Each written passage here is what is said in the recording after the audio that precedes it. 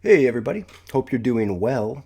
Today on the show, I'm just going to do a little celebration of the 50th anniversary of Earth Day. That's today, folks. 1970 was when it began. Here we are in 2020.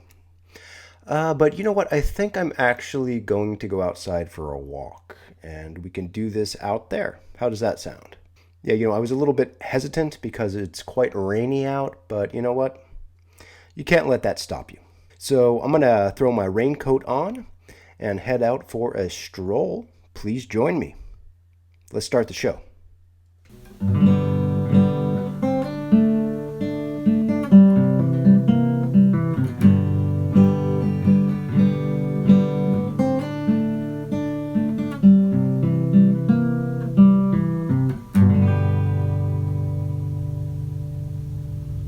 All right, so first up today, let's talk a little bit about clean water.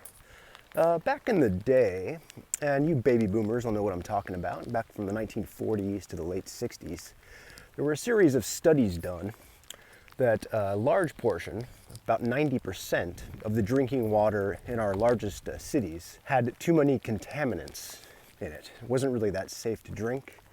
It's potentially poisoning people. We also saw bodies of water, lakes, but rivers in particular that were super polluted. Some of them, like the Cuyahoga River in Cleveland, actually caught on fire a number of times. This was not something that was a one-time thing in the late 60s. It had been happening for decades. But there were some pictures that were taken in the late 60s that really struck home with a lot of people. Because of this, the US government decided to pass the Clean Water Act. I believe that was in 1973. Please don't quote me on these dates as I'm kind of going from memory here. Yeah, the Clean Water Act did a lot to clean up these rivers, to clean up our drinking water, and I think just objectively has been a very good thing for our country. Now, certainly the Clean Water Act has been amended a few times. There are some changes that have been made, some more changes that probably should be made going forward. But it was this environmental movement that was kind of the source of that 1970 Earth Day that really pushed a Democratic Congress to pass the Clean Water Act. The Cuyahoga River, many rivers in other cities, also say like Boston Harbor used to be extremely polluted, but now it's used for a lot of recreation. People even see whales and stuff in Boston Harbor. Real quick, Mr. Dangles is out in the rain today. Say hi, Mr. Dangles. Hi, Mr. Dangles. Hi, Mr. Dangles. Sorry, blocking him. Yep, still staying a little too far away. Not looking real happy about this weather, to be honest with you. So we'll stop back by on the way back and see if he's down to chat a little bit. Just a few days after the first Earth Day in 1970, the US government passed the Clean Air Act of 1970. So this was not the first Clean Air Act. There had been a couple before this, and there have been a couple since, which have amended the Clean Air Acts of the past. It was back in the 1940s, 50s. People started responding to air pollution in cities. There are pictures of Pittsburgh from the 1940s where you can just see the filth, the soot in the air. And then in the 1960s, early 70s, cities like New York were having problems with air pollution. Saw a big uptick in asthma and emphysema. So yeah, the federal government decided to pass this Clean Air Act, which did do a lot to clean up the air in our cities and our industrial areas. And I think to this day it's something that we might take a little bit for granted, how clean the air is that we breathe. And in the early 1970s, we also saw the passage of a new Endangered Species Act.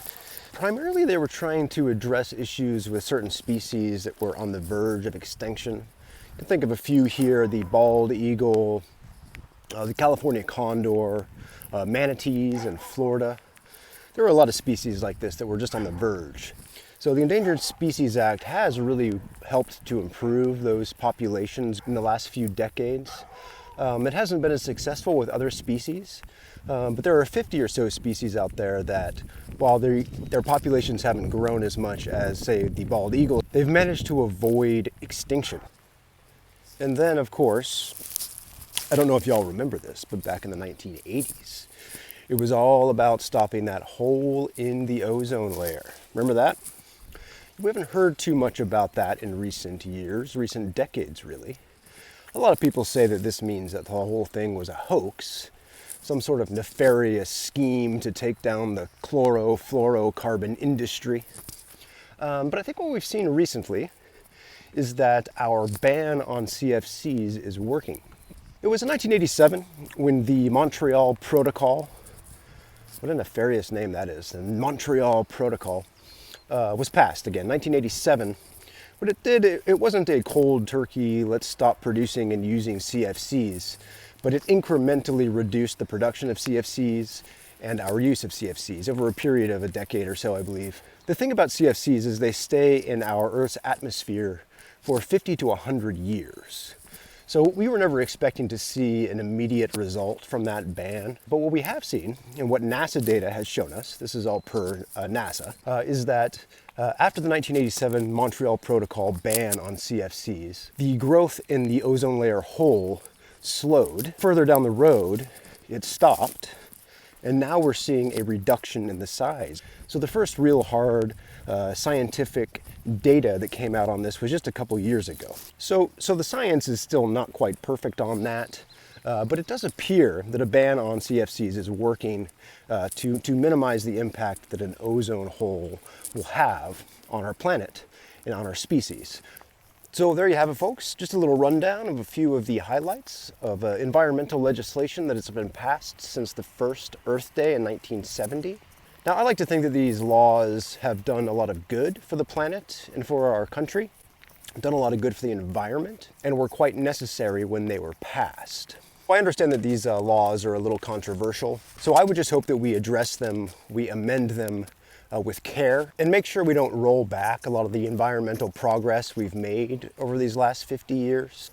All right, so that's it for today, folks. Get outside. It's really nice to get out and go for a walk in the rain. It can be romantic, relaxing. So if you have the opportunity sometime soon to get out in this acid-free rain, take it, get out there and do it. And yeah, we will see you tomorrow. Wait, hold up. I'm going back. Mr. Dangles is coming around. Hold on. Here we go.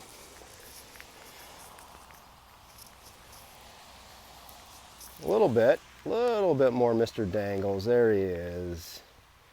Maybe he's not so sad after all. Munching on some hay. Yum, yum. All right, later guys.